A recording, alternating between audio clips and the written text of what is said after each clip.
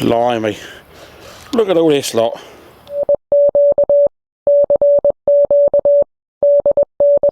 Hello YouTube and welcome back to this week's video. This is 2E0IQJ. I hope you're well.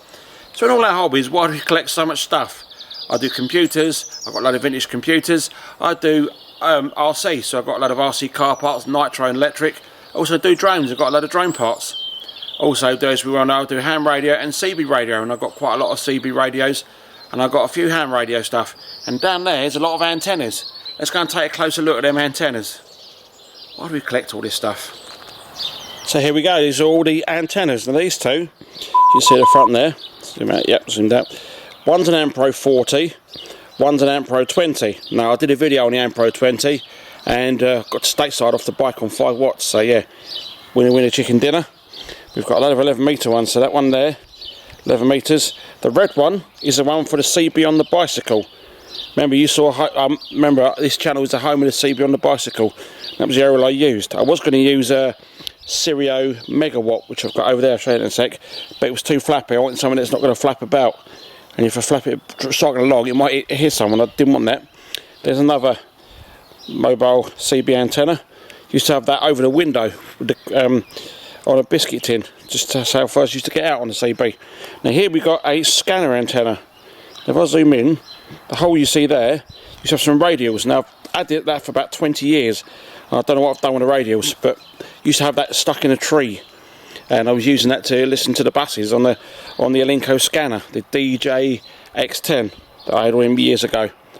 Piece of that shoved up the tree, piece of coax, it worked a treat. Now here we have a 4 metre dipole. This one is from, zoom in, is that G-Com or C-Com? I've tried to use this and it's okay, but the Viper antenna outperforms it. But I haven't actually got an analyzer or an SWR meter for 4 metres. Even though the AW07A said it's going to do 4 metres, it doesn't do 4 metres, it stops at 69. But yet my friend Theo's one does, so I might have to, if I meet up with him at some point, take the antenna with me and put it on his analyzer and see if we can get it up, see if we can get the SWR to come down like with this dipole and give it another go. Now here we've got a Wizzloop V2. Now I've never had nothing out of this. It's a good receiver and you tune it in with the dial at the top there, but I've never had nothing out of this, so I'm going to try some FT8 with that, see if that's going to go. And we have at the back here this little one. This is just a 270. I paid like £8 for that off eBay. And next door to it are the 2 antennas that you use. So this one's an SPX 100. I've never had nothing out of this. Biggest waste of money this was going.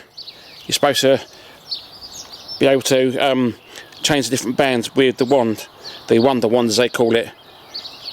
Maybe I should have the counterpoise. Maybe that'll bring that back up and make it working again. Don't know, but I've never. I can receive's okay, but never get it to transmit on it because you never get the SWR down low enough. Next door to it is the Watson multi-ranger. Now, I haven't really done a lot with that antenna, but I did play about with it with the analyzer, and I did get the SWR down on 20 metres. So that's a winner chicken dinner. Hopefully we can do some FT8 with that, just to see if they do actually work.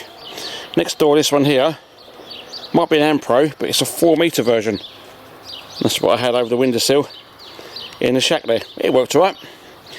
Next door to it we have might be a 6 270, but it might just be a 270. I'm not too sure, I can't remember now.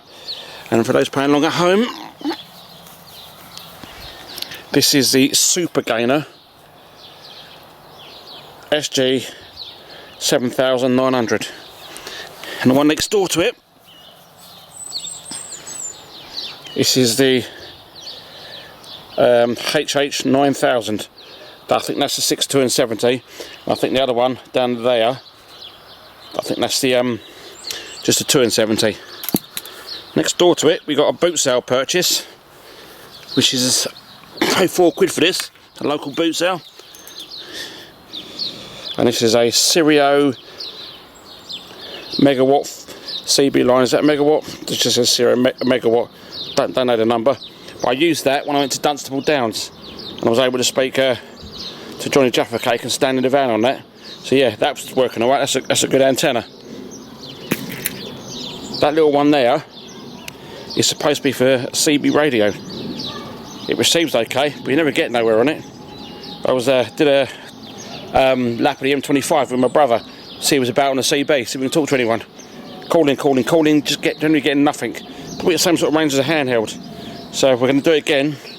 Obviously, when we're allowed out and the weather's a bit better, with something like that, the Stereo Megawatt, and see if we can hear anyone on the air going around the M25. And the last antenna is the Pro Whip. Very good antenna. Tim told me to get that one, so good on you, Tim. And that's a very good antenna. You do need an ATU with it. That's what we used to, is the HF band's dead on when I went Dunstable Downs. Now I've got some other antennas. I've got a T2LT and a Viper antenna. At the moment the Viper's doing better than the Dipole. Call CQ on 4 meters on the Dipole. Nobody comes back. I called it on the Viper antenna and stations were coming back. And last but not least, not forgetting the CB antenna, the one that came down in Storm Kyra.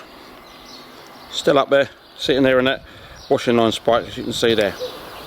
God, that was a lot of antennas I've collected over the years. I'd like to say thank you very much for watching this video. Stay safe and I'll catch you in the next one. This is 2E0 IQJ 73.